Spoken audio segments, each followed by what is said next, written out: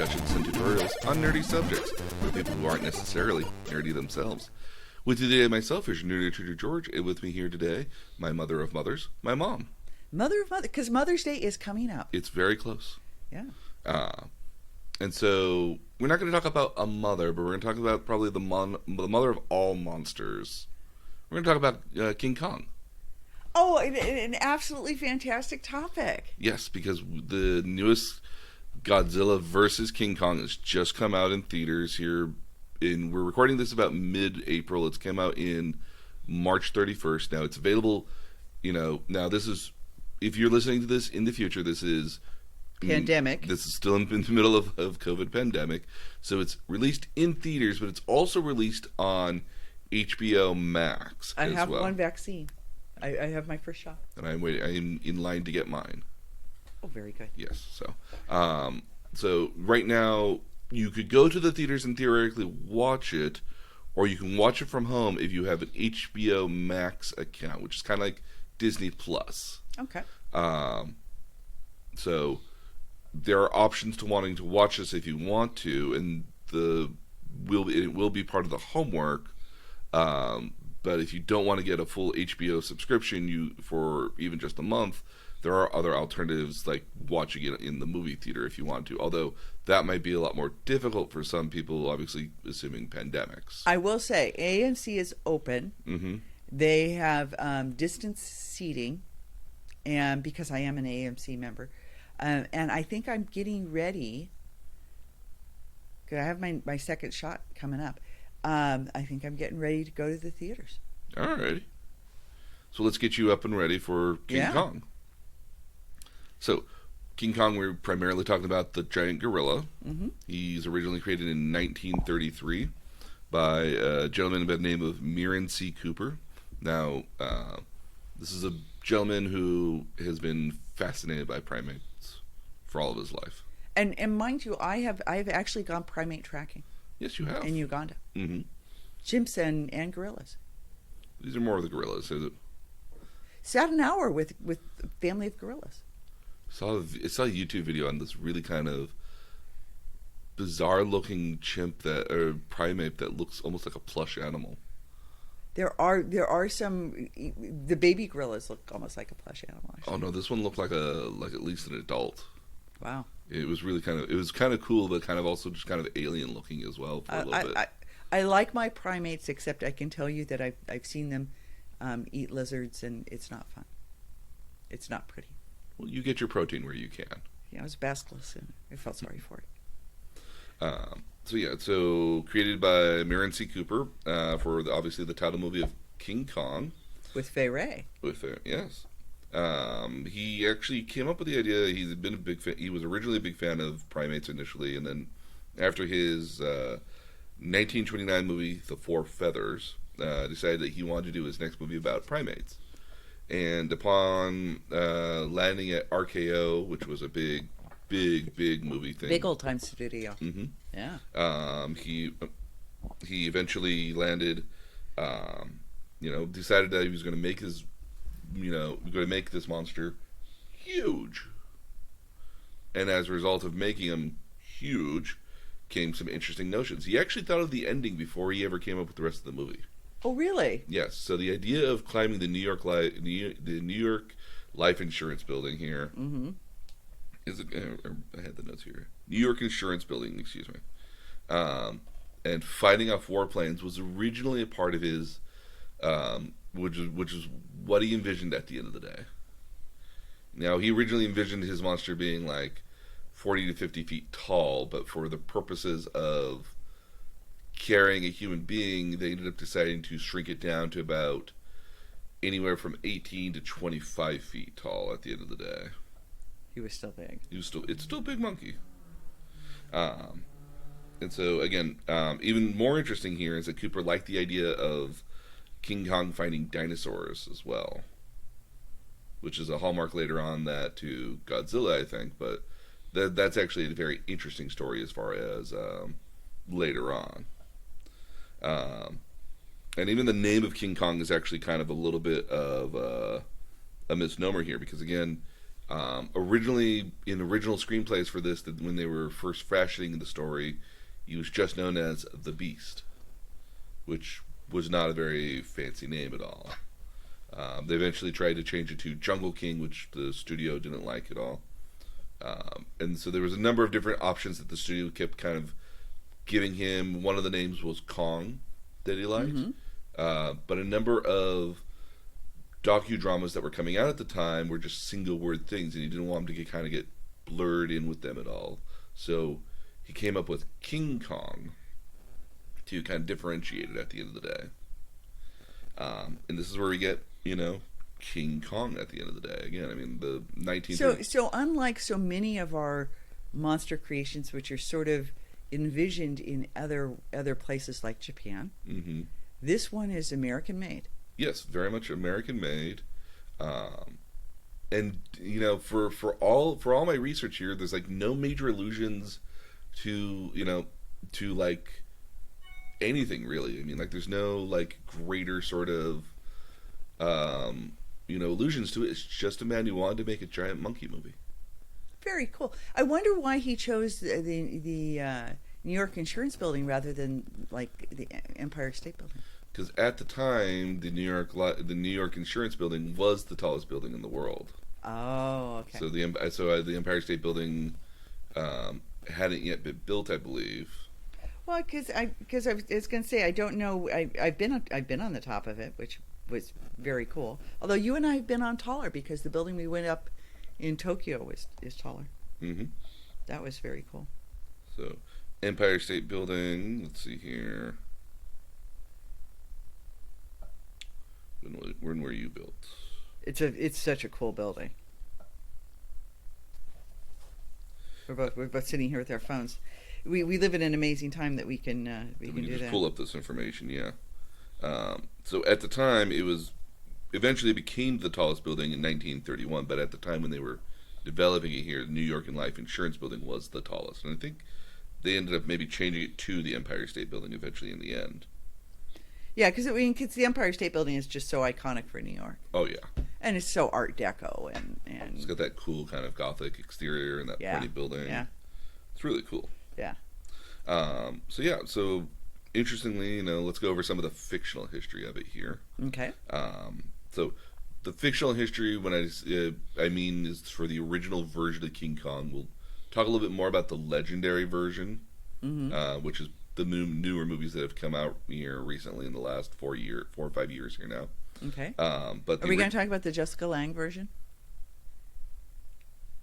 There was a version of King Kong very popular in the 70s. Okay, with Jessica Lange as the yes, so that's heroine. the remake in 1976. Yeah. I didn't know the actress's name. I apologize. Oh, yeah. So King Kong himself is obviously a very massive primate with a lot more human qualities, such as the ability to kind of walk upright a little bit better, a less kind of pronounced paunch and less arched back to him at the end of the day. So he's got, because originally when Cooper was designing him, is more of a mix of a primate and a human, and they eventually kind of leaned more toward the primate sort of side, but kept some of the qualities of a human in there. Like again, the reduced sort of back hump, a little bit less of a paunch in the front, and obviously the ability to kind of walk upright unencumbered, as we're, primates are not well known for doing that typically. Yeah. And so King Kong comes from the eponymous Skull Island, henceforth named because of Skull Island being the skull in the island that was there. Yeah. Also originally known as Skull Mountain Island. But just Always later, seems sort of pirate-like. a little, yeah. Yeah. Now keep in mind, the original 1933 movie never actually named the island at all, actually. The novelization that came out 2 months before the movie did. Oh. So, in the movie, it's just the island that's there. Okay, so back up here. So there's a novel that's issued for the movie, but before the movie. Yes, so it came out 2 months. I'm reading it here. It says it came out 2 months prior to the movie. Cool. Sort of like Happy Meal twice. Yeah, kind of like that, Huh. So this island is a weird, mysterious island covered in fog, typically. but is the home to obviously King Kong and lots of prehistoric animals at the end of the day. So including dinosaurs, mammoths, and other creatures of that nature. The island also originally was the host of a very highly civilized culture at one point that helped build walls, presumably to keep the animals in, but also to keep other people out. So that way these didn't get out at the end of the day. Are we Polynesian? Yeah, because by 1933 it would have been foreign, and anything that's foreign would have been weird and mystique, and there's a weird trapping sort of nature in, especially in literature, where we think of other, from a Western standpoint of view, or an Anglo-Saxon white person of view at the end of the day, that other cultures that are not of a European descent are by nature primitive, and, like, how dare they have not advanced to this particular point. When we realistically look back, you have the Mayans, you have, ancient, even if you just look across to the west in Japan, like by the 1700s here, Japan had, figured out, sword making and guns and all this other stuff here, been in their own very similar version of technology for what we were. So they're not like savages on any particular level, which has ended up being a big criticism of Western media because we tend to think. Yeah, it's a trope. Well, I mean, it's interesting because I'm reading a book right now on medieval world, not medieval Europe, medieval world. And one of the first points it makes is we have this tendency, because the Romans referred to anything that wasn't Roman as a barbarian, to think that the Western world is civilized and everybody else is behind, rather than the Western world is civilized and everybody else is civilized too. They're just civilized differently. Yeah. And the book makes a point of talking about the evolution of our perceptions of other cultures during ancient times. Mm-hmm. It's an interesting notion because you're absolutely right. Yeah. And same still exists today. It does, unfortunately. Yeah. I mean, I think the most famous example here probably is going to be slavery at the end of the day, if only because it was the understanding or rationale at the time to say that you were going to take African Americans and you were, if you wanted to make yourself feel better about the fact that you were enslaving them, that you are bringing, you're civilizing, you're offering them culture. Yeah. It's an interesting thing because in some forms slavery still exists. Mm-hmm. Unfortunately at the end of the day, and it's one of those things where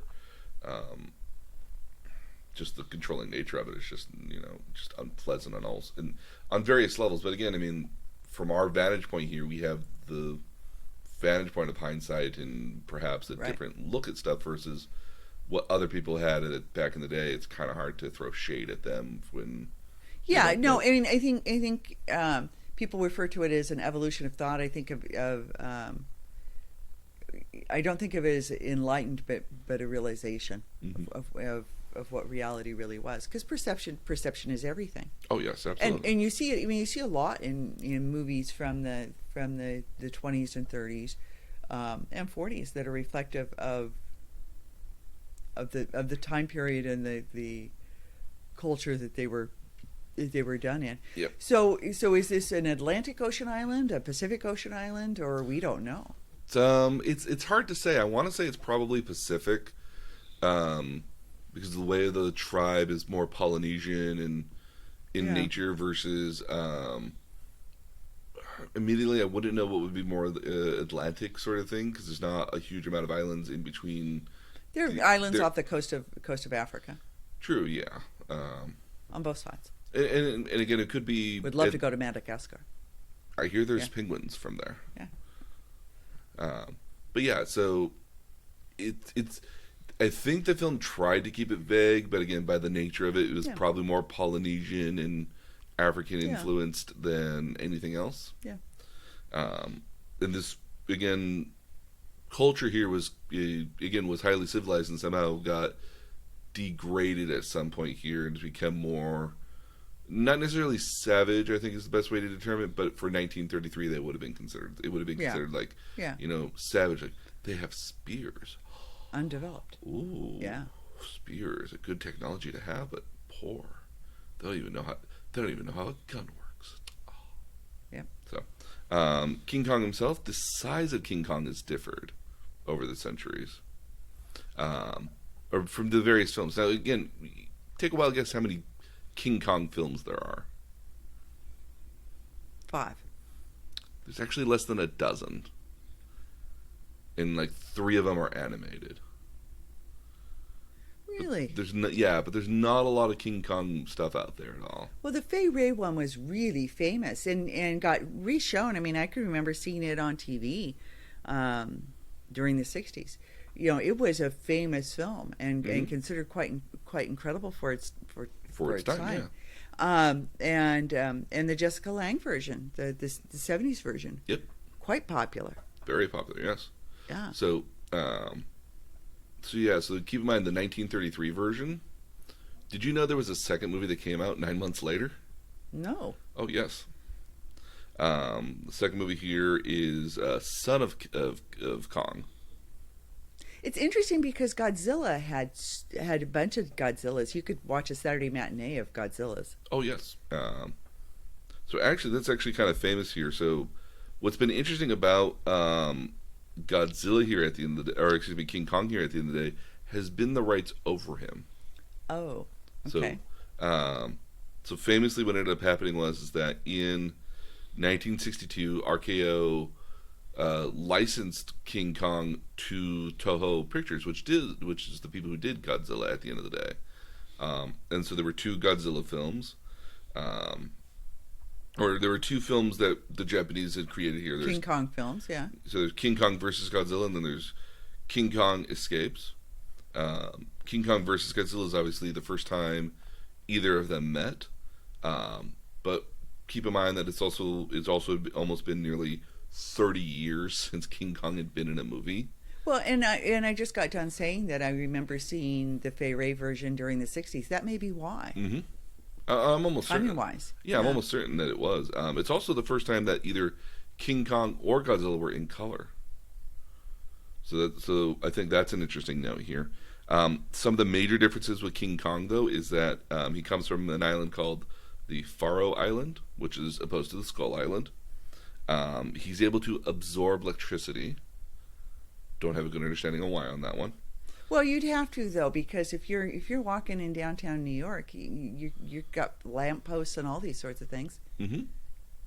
And then he's also 100 feet tall to mirror the same size as what Godzilla would be.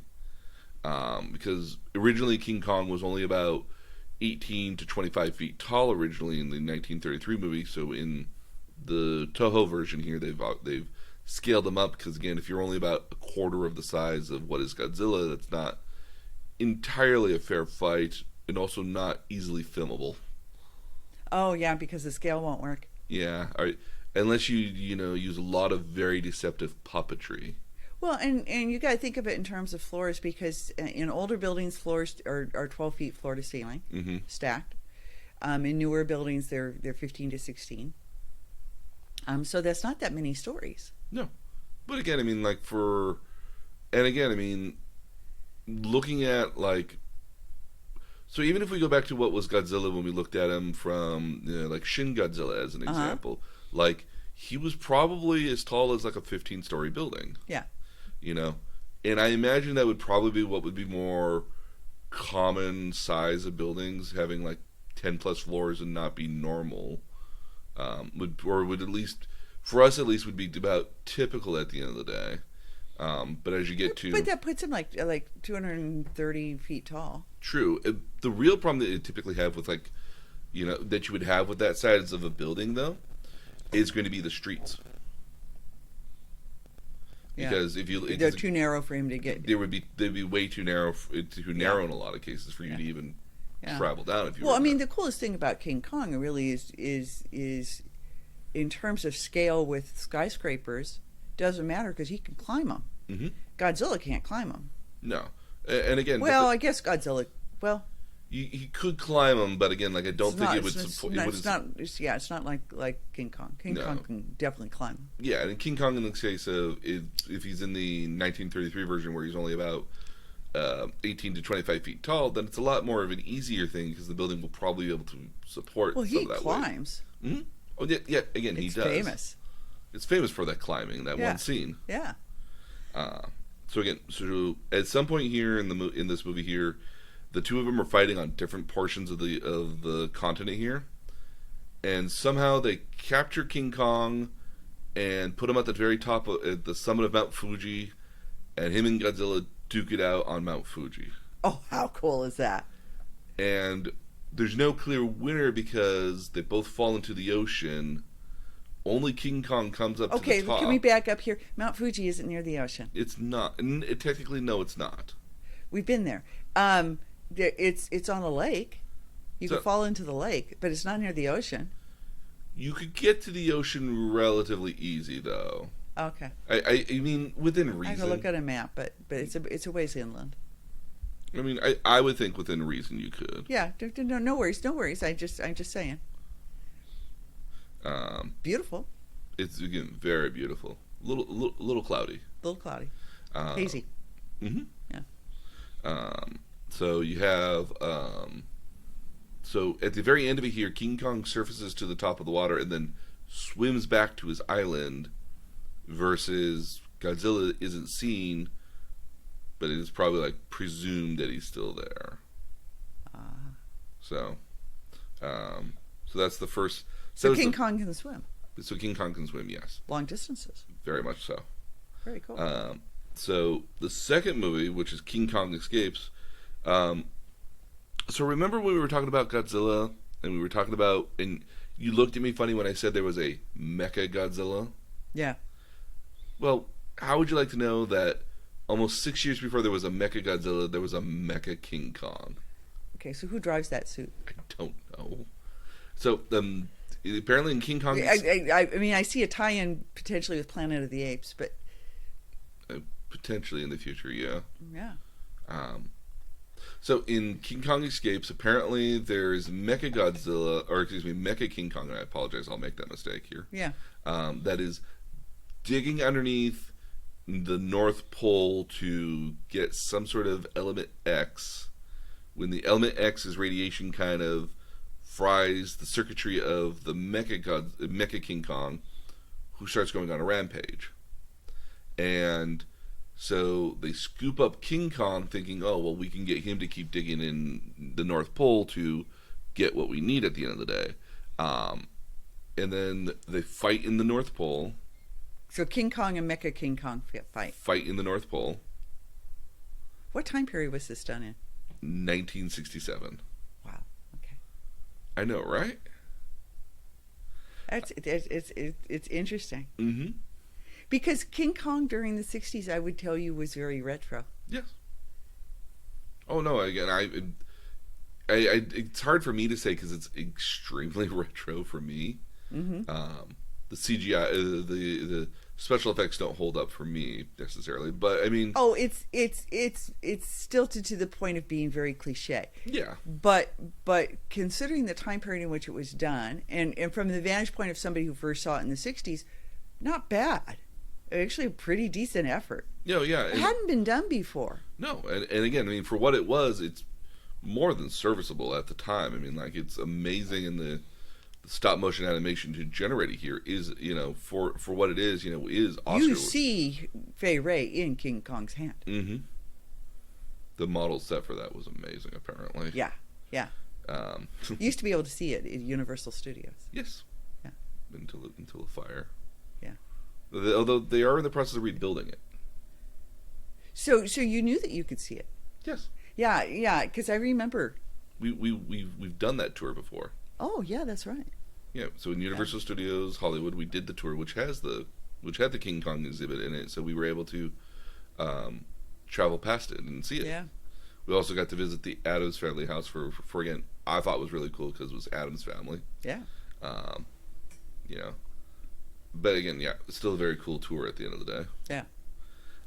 So again, in King Kong Escapes, so we're back in. So somehow or another, they get to Mecha King Kong flies off, and and King Kong then swims to Tokyo to climb up Tokyo Tower. We've been on Tokyo Tower. Yes, and fight there. And so he beats Mecha King Kong and then swims back to his island. It's also the first movie in which King Kong kind of has a handler. Now, this is a Toei movie? This is a Toei movie. Okay. And I have to say, I was so impressed with the Toei studios. That was actually a really cool experience. Oh, yeah. They did a lot. Well, it's interesting that it's a literal studio that's filming still there. A lot of productions and a lot of shows over there, but that a lot of the facilities there are very much of a literally walk right up to the set sort of thing here at the end of the day. Yeah. Like, again, the amount I mean, even just like their like not art exhibit, but the kind of their historical sort of wing that they had there was very well done and referenced a lot of their movies as well as some American movies as well to kind of line up the timeline for some of that. And they gave you, because there was a Tom Cruise movie, The Last Samurai. Samurai, and a couple of other things where portions were filmed. Mm-hmm. And it was really interesting, but probably the most interesting because Universal Studios used to offer the same thing. They used to have Western sets that you could they would drive you through the middle of, and things. But this one had a Japanese village town, and they explained to you how they changed it. So it had asphalt like a roadway. And when they were filming a Western, they just cover it with dirt. They just bring in dirt and cover the roadway so that it looked like it was dirt. And then when they were done, they scoop up the dirt and you had the asphalt and you could do a more modern thing. And they would change out the signs. Yeah, so it was fascinating. They would change out the signs and some of the set decorations for it, but then they would also, they might have more stones on the ground or more dirt on the ground to signify for it. I also love the fact that you would have like the basements and the roof and like the top portion of it in the same house, just depending on like where the camera was filming at, dependingly. Yeah. Even the bridge. Yeah. The bridge to nowhere. The bridge to nowhere. That is basically just like, is this like it's supposed to be this like huge, massive spanning bridge. It's an optical illusion. Mm-hmm. Even their port as well. Yeah. They could put boats. They could put boats inside there to make the port look much bigger than it really is. It's one of those things now where I kind of want to go pull up these series and kind of like look at them and see like, now I see the bridge or now I see the port. You know? And that's what it looks like here. Yeah, no. So Toei was impressive, and the fact that they did a couple King Kong movies doesn't surprise me, since they are Power Rangers and a number of other suit related stuff. Yeah, that's funny. Mm-hmm. Okay, cool. So we in the West don't get another King Kong movie ourselves, or make another one for nearly 50 years, not until 1976, which is the one you were talking about here. Yeah. Now it's almost. Now this is done by Paramount Pictures and Dino de Lazarius. So actually, to go back a little bit. So 1962, RKO licensed the rights of King Kong to Toei, which starts a lawsuit with Cooper. So Cooper believed that because he wrote the story for King Kong, the screenplay and all that other elements of it here, that he owned the rights to King Kong at the end of the day. However, in the span of him going to war in World War II, and when they licensed the rights to King Kong to Toei, he had lost some of his original documentation that he had. So unfortunately, even though he had testimony of other people that would back him up at the end of the day, and he had lots and lots of other documentation here at the end of the day, it was unfortunately it was not enough for the court, and so they ruled in the favor of RKO at the end of the day, to saying that they technically owned the rights here. Now, when we get to 1976 here, though, it's Universal Studios who believes that they've actually purchased the rights from RKO General, which is the company that kind of took over the holding of all the licenses for RKO after it folded in actually around 1962, 1965 or so, I want to say, right around there. And so they were actually suing Paramount Pictures and the person who did it here, which is again Laurinaitis, excuse me, Laurentiis, De Laurentiis, yeah. Yeah. So they were they were suing them over the rights here, and Cooper also got involved. The estate of the Cooper also got involved in that as well. Eventually, what ended up happening is that they said that the rights to King Kong had been in the public for so long that they were now public domain initially. Yeah. And that was in 1975. Now, come a year later, the same judge who was a part of that original case ended up saying, well, you know what, after reviewing all this documentation and other stuff here, actually, so originally the idea was you could make a King Kong movie without infringing on the original 1933 version of it here. So, and the intention for the 1976 version was a remake, but more modern. Right. And so in 1976, they ruled that the Cooper estate actually owns the rights to the screenplay, the original story, and the character of King Kong, as well as its name, which was eventually sold to Universal Studios at the end of the day, which now means that Universal Studios should own all the rights to the King Kong franchise here, essentially. Now, does the Cooper estate get compensated for any of it? Yeah, they sold the rights. The rights to Universal Studios. Okay. So 1976 is again a fairly faithful retelling of the story, except in 1976. Yeah. So it's interesting because it is the original movie all over again. Mm-hmm. Now, but instead of going up the Empire State Building, it's the World Trade Center, I believe, right? Yeah. So, but again, I mean, theoretically the same movie. Yeah. And then there is King Kong Lives in 1986. Not a successful thing. No. Do you want to hear the premise? Sure, because I remember it bombing. Oh yes. It was supposed to have It was supposed to have really, really good animation, or not animation, no, but special effects. Yeah. And I'm going to guess it did not. I don't recall. Okay. So, apparently after King Kong gets shot at the end of the 1976 version, he's apparently still alive, but being kept on ice and in a coma, essentially. And they're trying to keep him from dying, and the way they're going to keep him from dying is they're going to put a mechanical heart inside him to replace his heart that got shot. Okay. However, in order to do that, they need to give him a blood transfusion because he'll lose too much blood in the process here. And so in order to do that, they go and find... Now, mind you, this version of King Kong comes from Borneo, apparently. Okay. Don't know why.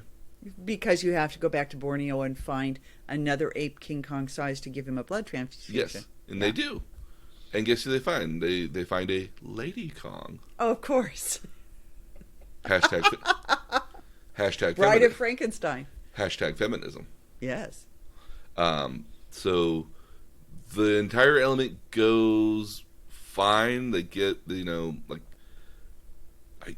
it's really hard to parse what actually happens in the movie, unfortunately, because when reading on a Wikipedia, it's a little scatterbrained.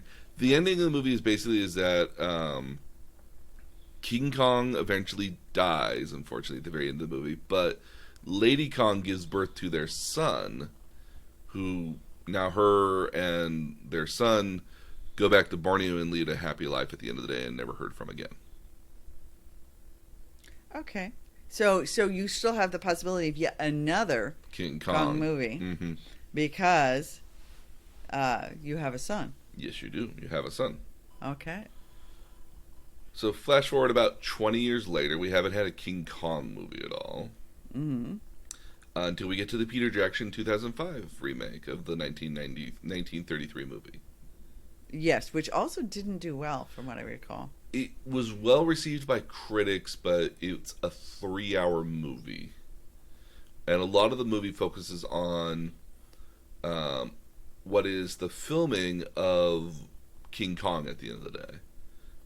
So you have a lot, so it's not entirely about King Kong so much as about the humans getting to King Kong and filming him here at that point, and which I think is part of the problem of the 2005 Peter Jackson version at the end of the day. Again, for all the critics, praised the acting and praised the special effects at the end of the day, and everyone all kind of agrees that it's a great triumph of a movie. Again, just that it was not well received by fans at the end of by the populace at the end of the day, I guess is the best way to say it. It didn't have Jessica Lange in it. Jessica Lange would have been a little bit older, though. Yeah, she was still doing stuff. It has a number of, it has like Jack Black and a couple other. So it has some names. It has quite a number of names to it, actually. So, but again, just not a well received movie at the end of the day. I don't remember it doing well in the box office. So then you got to wait about another 12 years for another King Kong movie, and this is now Legendary's turn at Kong Skull Island. And so this is a part of what Legendary's Monsterverse is. Again, so this is starting back in with the 2014 Godzilla movie here. Mm-hmm. Because it features Monarch. Monarch is back. Oh, Monarch is back! Oh, my favorite little butterfly. Yes, so Monarch is back, and they are. And there's quite a number of names on this here. You've got Tom Hiddleston, Samuel L. Jackson. Ooh. Oh my goodness, I can't remember his name. It's the big guy from Roseanne, the dad. Oh, Goodman. Yeah, John Goodman. Yeah. So, so there's some, and this, mind you, this is like Tom Hiddleston after he's done Thor, as one of the Thor movies here as well. Yeah. So, a very good pickup at the end of the day, I think. Well, Monarch's an interesting little organization because it's sort of half environmentalist and half, it's got some interesting nuances to it. Mm-hmm. No, it's an interesting thing here at the end of the day. So I'll be curious. So it's going to be a part of our homework here this week. Oh, okay. Is the 2017 Kong Skull Island. Okay. So I'll be curious to see who pops into it from the Godzilla movies. Yeah. So very curious in that particular portion of it here. For that, so basically what happens here is that Samuel L. Jackson's team accidentally finds the island in which Tom Hiddleston is a tracker of sorts, who's also there as well with another team trying to just find King Kong at this point to see if he even exists. And originally the island actually was full of King Kong-like apes at one point, but they're apparently being killed off by what they're calling these skull crawlers, which I guess are monsters that live inside the Skull Mountain that come out and have killed the various King Kongs over the lifetime. So I don't want to talk about it a whole lot necessarily because we're going to watch it. To watch it. Although what I will say in the very as a you know how like the Marvel films have like that little last bit at the very end of the movies where like after the initial set of credits Easter egg. Yeah, like Easter eggs or post credit sort of little bit there where like they drop something. Always watch those. Always watch those. They drop Godzilla versus King Ghidorah at the very end there. So they already knew. They already knew, and they were so they were dropping what was like going to happen 2 years later. So they already knew. Okay. Yeah, so they were probably already in production too for that. Yeah. And then obviously now we have Godzilla versus King Kong. So I'm very curious what that's going to look like here. Because again, I will say Marvel does it well.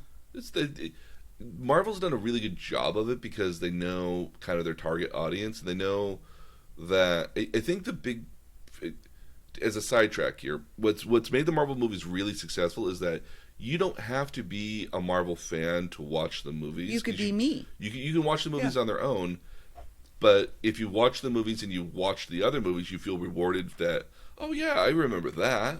I know this story. Yeah, or oh yeah, I remember who he is, or like, oh my goodness, he's here in this movie now, or like, so that's how that works here. And you can create some cross meaning that is special to people who do follow. Yeah, And so for what would be an average audience who is not comic book fans at the end of the Yeah. day, like myself, you feel rewarded by seeing all these different connections and how that lines up with this and how that interacts with this.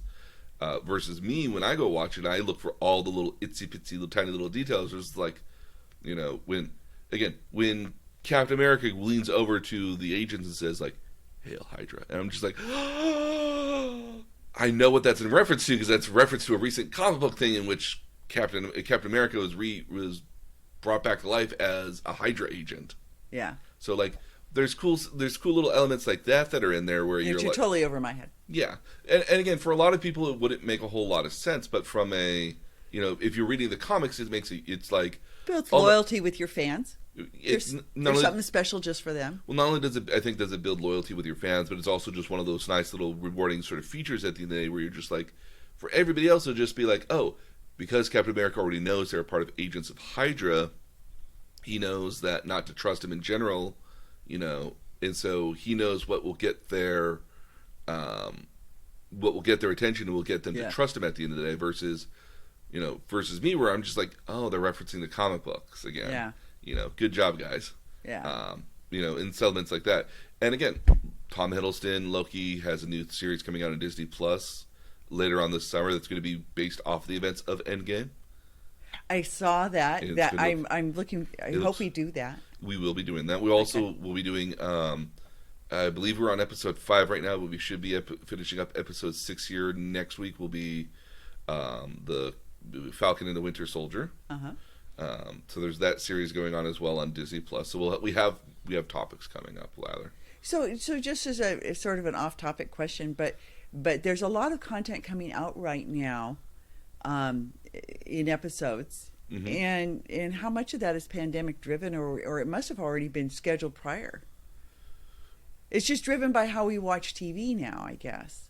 I think part of it is based off how we watch TV. Now, keep in mind that because short series seem to be a thing, and what I notice about the short series is you watch them once. You probably don't watch the Queen's Gambit a second time.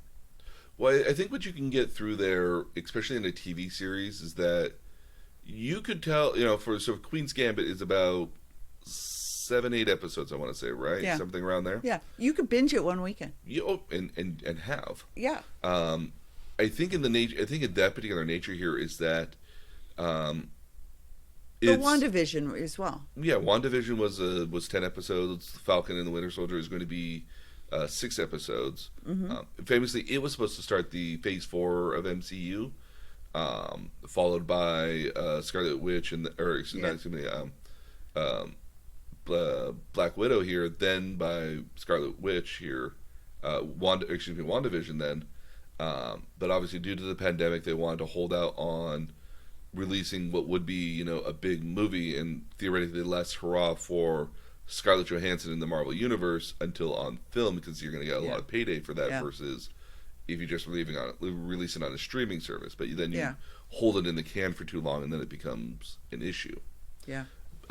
In the case of the TV series, I think and you can say it as well with like The Mandalorian even. I think that there's a lot of stories that are, if we just look back to comic books in general, if we just take that as a base mark here, these stories that happen in the movies are amalgamations of different events that have happened, but usually they all, so they're very highly condensed at the end of the day. Versus in a comic book, you might be going through the story for the better part of a couple months in some cases. So it's more fleshed out, and this is just sort of a yes. But I mean that's not unlike a lot of movies. You go see different versions of a Jane Austen movie. The Pride and Prejudice probably a good example. I've seen like 5 versions of Pride and Prejudice, including Pride, Prejudice, and Zombies. My favorite version. Yeah, mine as well. And they have to condense it down, and it's always interesting between which versions leave out what, because there's no way that you can do the whole thing unless you're a BBC series, and doing it in 7-8 installments. So I get. And I think it's also especially when it comes to the TV series as of late right now, that I think it's a really great way of buying people into your service. Yeah, I wonder, an example of that would be Game of Thrones, Mm-hmm. which I think was such a big thing, and people were just waiting with bated breaths for the next season to come out. But again, not something you watch twice. I think it is something you can watch twice, especially, or at It's least such twice. an obligation. Yeah, I, because you're basically asking somebody to watch what is the better portion of 76 hours worth of material, yeah. when realistically you might only have time to watch like maybe 2-3 episodes in a day. Well, you start it over, then you're starting something over that's going to take you 3-4 months to get through. Yeah, or it's. I mean, I think it would be doable within an entire month. I mean, like if you Yeah. were to, just watch 3 episodes every single day Yeah. on the weekdays, you could get through it in about 5 weeks or so. Yeah. I'm famous right now. I'm rewatching Billions, because the 5th season came out, and I want to watch the 5th season, but I want to remember everything that happened in between then. So I kind of have to rewatch the entire thing to get there. Because it's been almost like a good 2 years since I watched season 4, Yeah. and I know all this. I know all the major points that happened in season 4, but I kind of I want to watch it all together, so that way I get the impact of when season 5 stuff happens. Yeah. So I mean, it just is an interesting sort of thing. Tangent, yeah. Yeah, because we're not going to the theaters, and so we're having to do our entertainment in other forms. And I see a lot of seasons. I want to start Yellowstone because I understand it's good. Mm-hmm. I think how we view things is different, and I wonder how much this year will change how we view things in the future. It'll be an interesting thing. Well, I think there's a really great payoff in the notion that, especially from a TV series sort of thing here. So a really good example here is The Boys, is an Amazon TV series, based off of what is kind of a much darker version of superheroes. And what's really interesting about that is there's a lot of people in there with no name recognition at all. Yeah.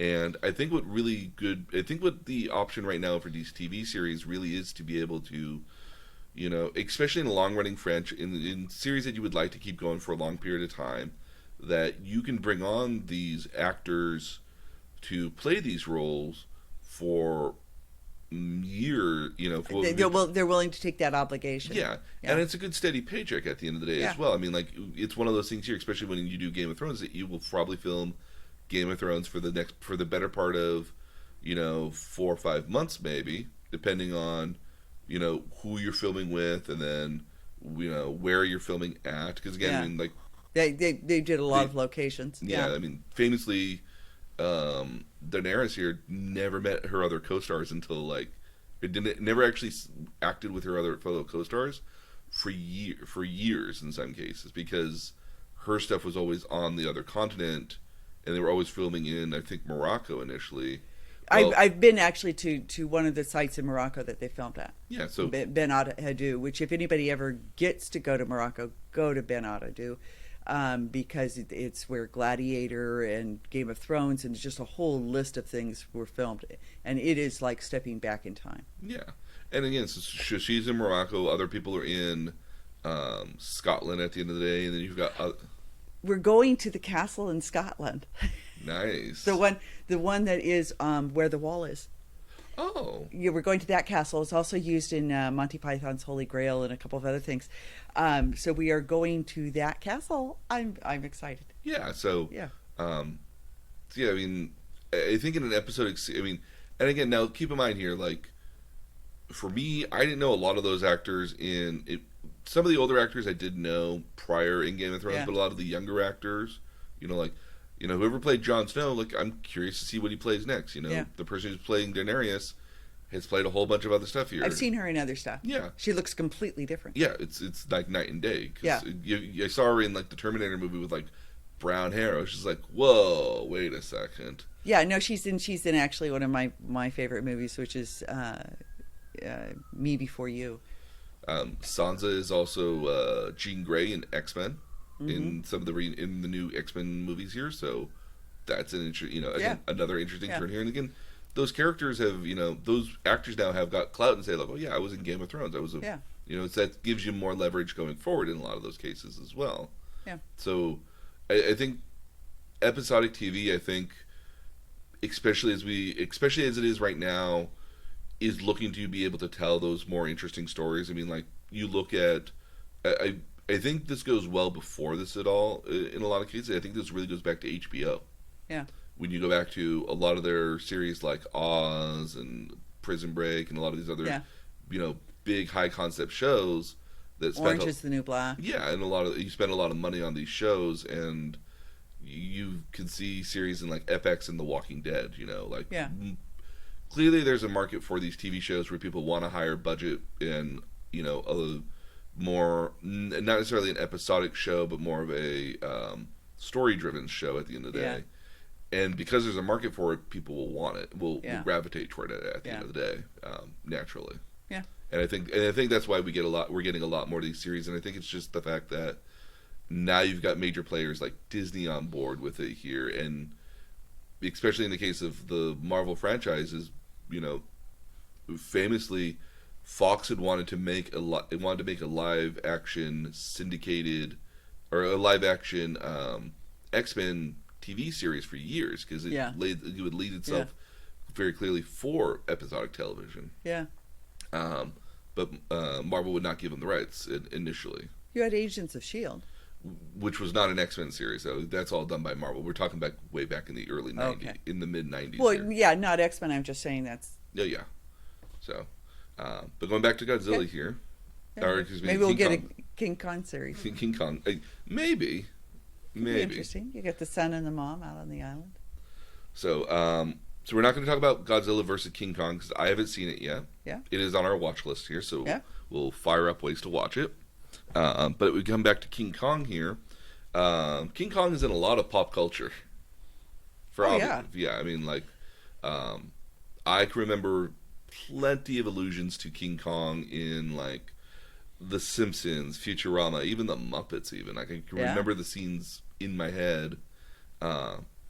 And there's even, some live action movies that have played off well. I remember The Nutty Professor had a scene where, like, apparently, like, he grows to be, like, King Kong size and is rampaging through a building or through the downtown of his area. But did you know there's a video game franchise that almost is based off of King Kong? Donkey Kong. Yes. Oh, yeah. So Donkey Kong, the way Donkey Kong originally came up was that Nintendo had this arcade cabinet, which was a fairly standard arcade cabinet back in the day, that they had set up for a game called Radar Scope. But Radar Scope didn't do very well, so they asked, at the time, who was just a junior engineer, or a junior production engineer by the name of, I believe it's Shigeru Miyamoto, I believe is his name. Uh-huh. This guy who created Mario and is super, super big in Nintendo here. Think of him like Walt Disney of Nintendo. Oh, okay. Our Imagineer. Yeah. So he originally wanted to make a game based off of Popeye originally, but couldn't get the license to Popeye. And so then decided to try to make a game off of King Kong. And you see that kind of in the game where you have the lead title character, which was originally known as Jumpman, later Mario, is basically climbing what is like girders and construction beams to try to chase against this giant monkey, which is 4 times the size as him, who's carrying Pauline with him, or his girlfriend at least. Yeah. And the effort of the game is really to climb up, the girders, avoiding the barrels along the way that he's throwing at you, in order to get to, your girlfriend at the end of the day. And again, they actually wound up against lawsuits from Universal as well, because again, Universal owning the rights to King Kong. Yeah. And even the name Donkey Kong was meant to be an idea of a stubborn gorilla. Yeah. Donkeys being notoriously skittish that. And so eventually, after the court cases in 1982, eventually was figured out that King Kong was kind of in a public domain, and that Nintendo really wasn't using the King Kong branding at the end of the day, but using the same ideas, essentially. And so they weren't necessarily infringing on that at all, because not a giant monkey climbing a building; it's a giant monkey climbing a construction of a building, and it's not even. And That's a fine point. And it's not even really a giant monkey; it's just like a, twice the size of what would be a human monkey. He's more ape-like. Yeah, it's a. He is more ape-like. Yeah, and again, very much an ape-like, and again. It's not till we get to like kind of the... So in the 80s, he was very much the villain of the series in a lot of cases. And it's not until the 90s in which he got reimagined as a father with a bunch of other Donkey Kong or other monkey relatives. And he's in a very popular video game franchise that basically almost digitized 3D animation in a certain way. So that's cool. Yeah, so you have Donkey Kong. The other one you have, which I think is actually more almost poignant to it here, is called Rampage. So Rampage was a 1986 game where you got to choose one of 3 different characters. You got to choose a dragon, lizard, kaiju-inspired creature called, I believe they called it Lizzie. Mm-hmm. You had a giant werewolf named Ralph. Oh, I like that. And you had a King Kong-like gorilla named George. Well, you get Curious George. Yes, it's a monkey, but chimpanzee. They were very clever. They were very clever, silly names. Yeah. And the objective of the game was to literally destroy buildings, eat people, and tear down a city. Yeah. All while trying to avoid the military that's trying to shoot you down and other stuff like that. So. And they've made a couple different variations of the game over the years as new technology has come out. I think the one I know from the the late 80s, mid 90s, I think is the one I know primarily.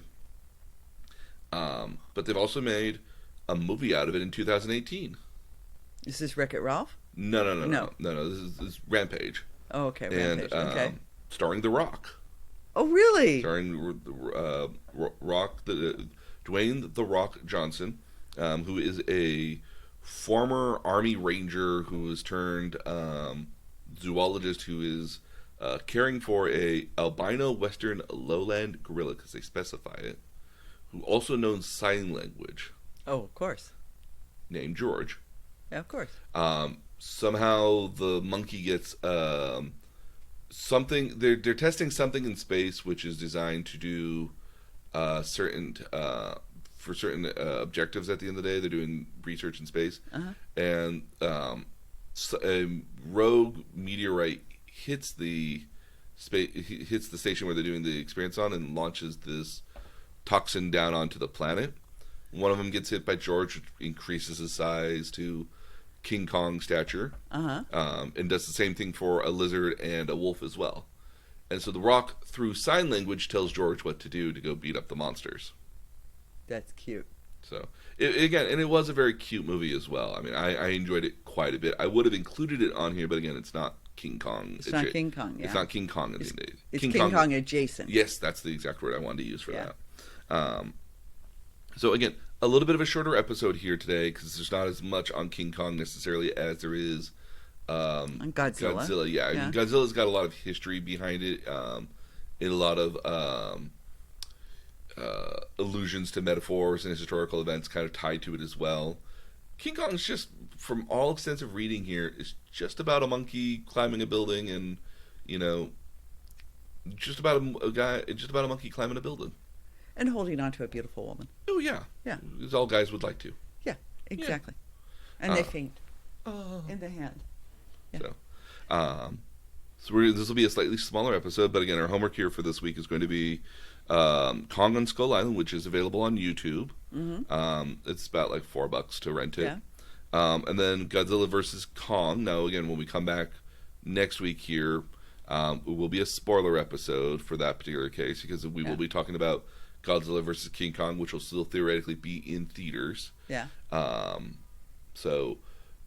But by the time you were hearing this, it'll have been at least 3-4 weeks potentially. So you had a chance. You had your moment. Chance. Yeah.